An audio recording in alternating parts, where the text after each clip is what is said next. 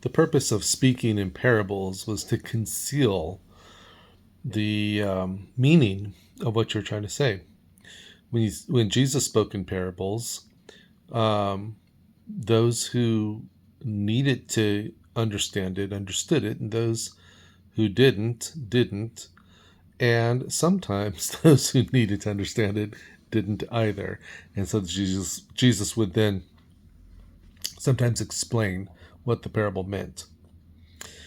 Well, today I read John 14, 15, 16, and 17.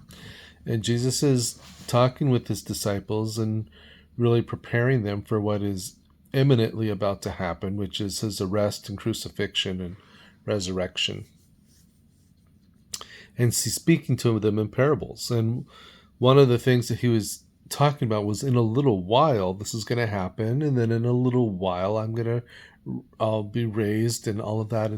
And they weren't understanding what it meant, and Jesus knew that. And so he said, well, okay, it's like this, like when a mother is giving birth, um, she has pain, but then after she gives birth, she forgets about the pain. And that's what it's going to be like. In a little while, you're going to have pain, because he didn't go into this much detail, but you're going to be in sorrow and have pain, because I'm going to be arrested and I'm going to be crucified. But then in a little while, you're going to have joy, because I'm going to raise from the dead, and you're going to see me, and we're going to talk, and we're going to ultimately, in a little while again, be together forever. So he kind of explains this to them, but then after he does that, he tells them that there will come a time when you will understand all of this. And that was in John 16. And then in John 17 is when Jesus really offers his prayer to God the Father on our behalf. And that we would be unified, and that we would know that God loves us. But what struck me was there in John 16, because oftentimes things don't make sense to us.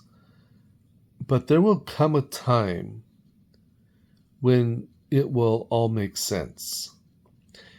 And for the disciples, one of those times was at the resurrection, and then when Jesus appeared to them again. And it must have just like clicked with them, and they got it. Oh, all that stuff that he was saying about the temple and rebuilding it in 3 days and in a little while and all of that makes sense. But there's also going to come a time in a little while for them and for you and for me when it will all make sense. And that will be, I believe, at the moment you die. The moment you die, eternity begins for you. And whether you're saved and you go to heaven, spend eternity with joy and happiness and fulfillment of all your longings in the Lord, or whether you go to hell and are suffering for eternity, at that moment, it will all make sense. And I pray that moment is one of joy and bliss and eternal contentment and happiness for you.